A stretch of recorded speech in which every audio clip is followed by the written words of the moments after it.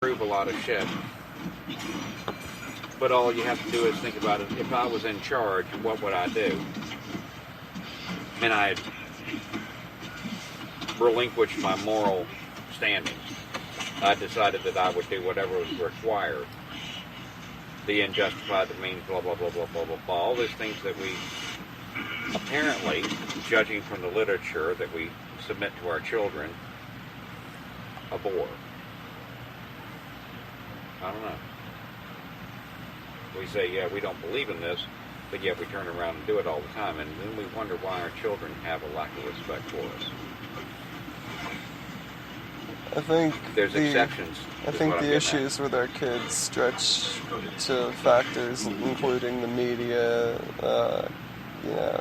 Absolutely. Some of the. I hate to take the right wing standpoint, but I gotta. But I gotta think agree it with really it starts with me and you. You have a child, and imagine this, because this is exactly how I was thinking when I had kids. I want to be sure about this. I'm thinking about, I've got this checklist of the things that are right and wrong. We'll call them the 10 Commandments. Yeah. All right? Not to take off from the big 10 Commandments, but just like those 10 Commandments, in fact, just take those 10 Commandments, and those were my initials. All right? Yeah. And there's only 5, actually. You sure about that? There's only 5 commandments. There's 5 commandments and then 5 examples. Don't do this.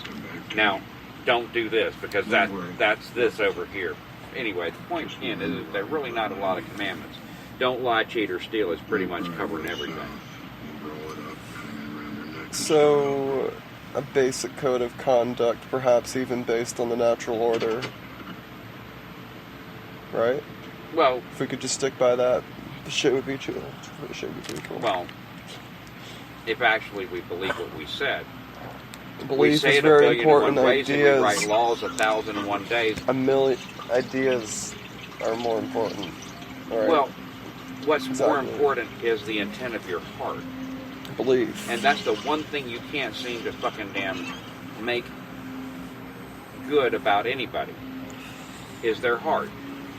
Because you can, it's locks. All of any limitation is simply verbalized because a majority of the society agrees with it. And I don't care where you go.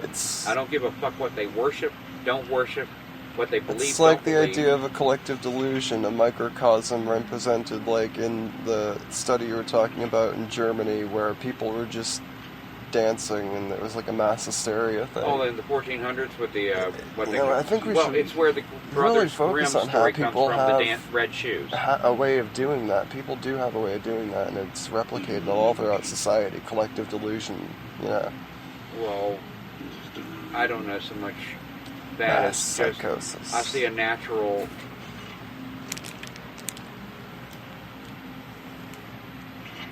I don't know. The question that you ask is not easily rectified into one area. Things have to be more defined in you've got your general thou shalt not steal. Okay? I'm just saying where we seem to be what causes the innate tendency have to subdivide that to well, let me ask you a question. Causes thou shalt not steal. Do you really think that you need a bunch of laws to describe stealing? What makes us agree on a certain reality at a particular time? Like, is there like something in our head, something like survival, historically, instinct kind of thing? History is relative to our laws. What's just occurred, in our recent history would be 1929 and then the stock market crash, and we came up with, the laws 1934 and 1933. USC just happened to be the years 1933 and 34. I mean, isn't that fucking cool? You've got a law. It's named 1933, and it was anyway. Never mind. I'm a geek in that respect. Shut up. The point I'm getting at is that yes, obviously, a social conscious awareness of what happened. It's like we look back at things and we read history.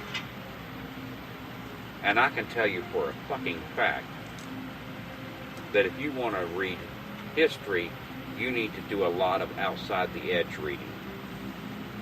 Meaning Stuff that they don't teach you in school. Well, they don't College, teach you till you get to college. Yeah, okay. Yeah. Because they really don't need the guy that's flipping the parts on the assembly line to have too much in the critical thinking department, or he might decide that, a union is a good thing. So, yeah.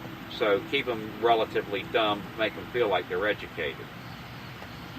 But yeah, I mean, if you go outside what school teaches you and realize that it doesn't have to be as fucking dull as, elementary school through high school, and realize that history is really, I mean, I had a history professor who quote on his wall was, "How can you know where you're going if you don't know where you've been?"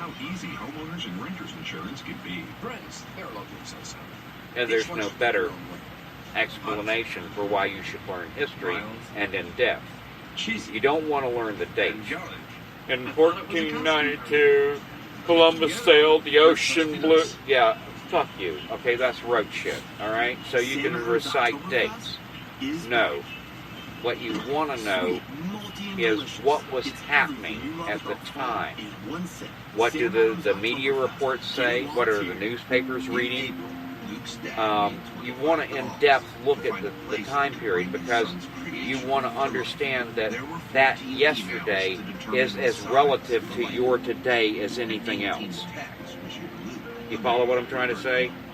It's the same. We may call it the internet. They called it newspapers.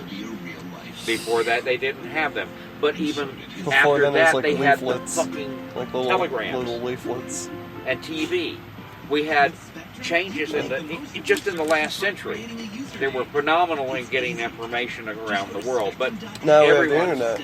Everyone wants information and always has.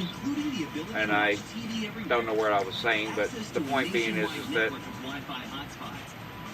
the passing on of information is ubiquitous. We seek information. Well, naturally. The thing is that information gets divided into two views anymore. It's like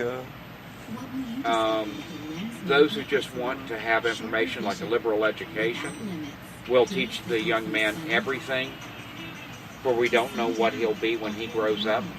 So we'll give him an education in all things, so he'll be prepared for whatever it is he does.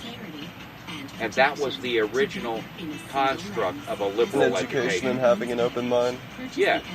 I mean, how do you know what you're going to be, and how do you know what the future is going to be or is? So prepare yourself for everything. Have a good basic knowledge of everything. And that's not what we do anymore. For sure.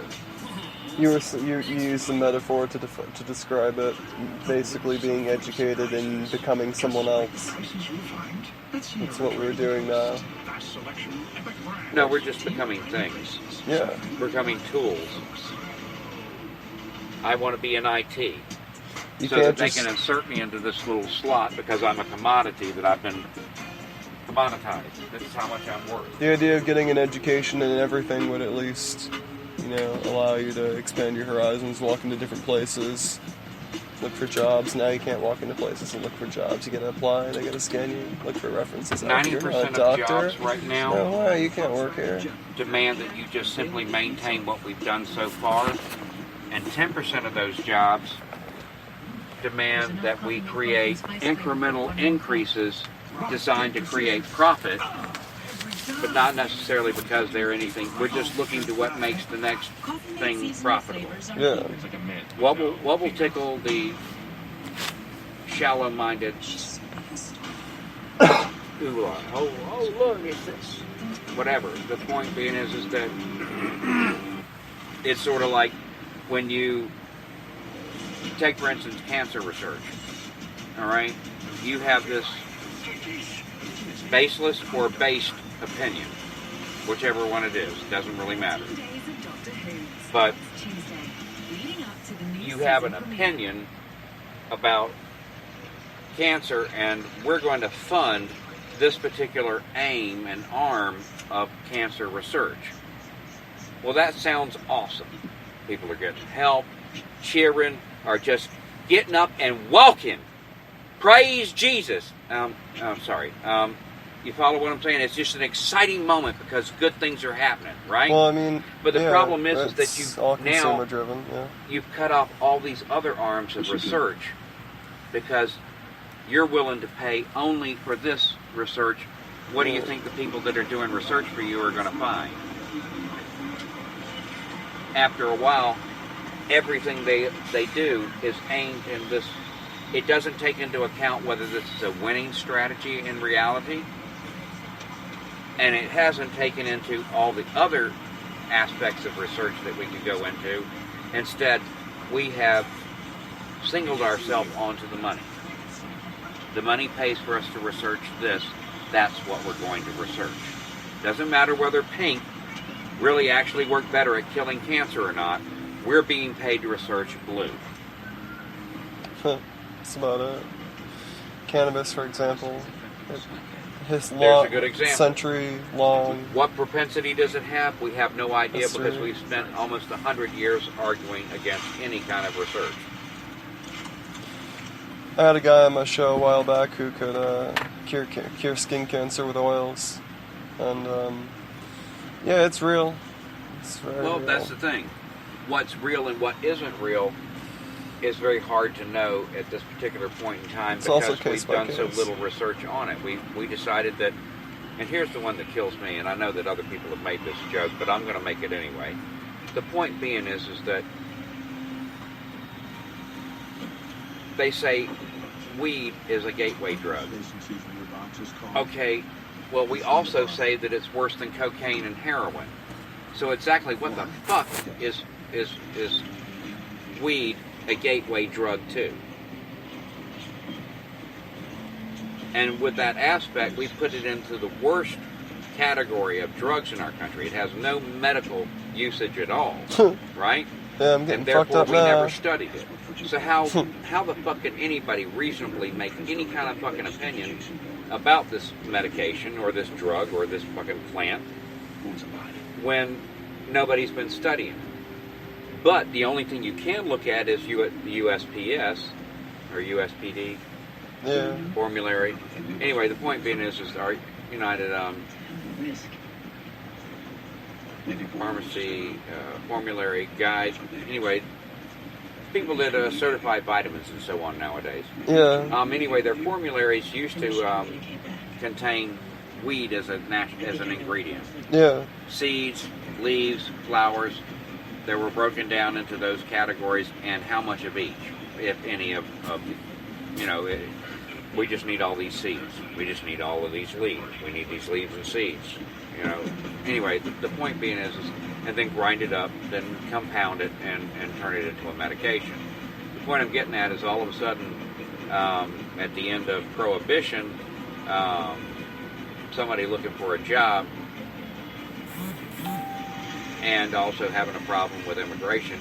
So then you have to start looking at society as a whole and what influences drug policy.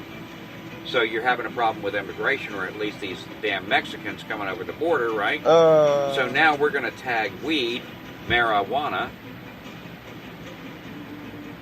which is Mexican slang for weed, right? Okay. So we confuse the fucking terminology, and now we make it illegal. Same thing we did with cocaine. We're going to attach it to black people. And hyped up on that cocaine, they're going to rape your white women. And then you sell it to the poor black neighborhoods in LA like Gary Webb was talking about before they blew his ass away. Well, sure. I mean, isn't it interesting that we went from having a damn heroin problem while we were all in Southeast Asia? Yeah, CIA, and then all of a sudden we're out of Southeast Asia. We got no heroin problem, but we got a severe fucking cocaine problem because we're all of a sudden our CIA and the U.S. is down into South America. That's right. Gee, and now all of a sudden we are back into the Southeast Asia and the Middle East, called Afghanistan, where they grow a fucking hell of a lot of poppy. And all of a sudden we got a what problem in this country again?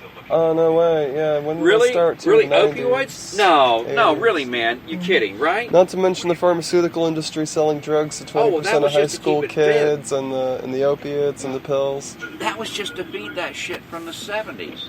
You see what I'm saying? They had to all of a sudden say, okay, look, and I agree with let's treat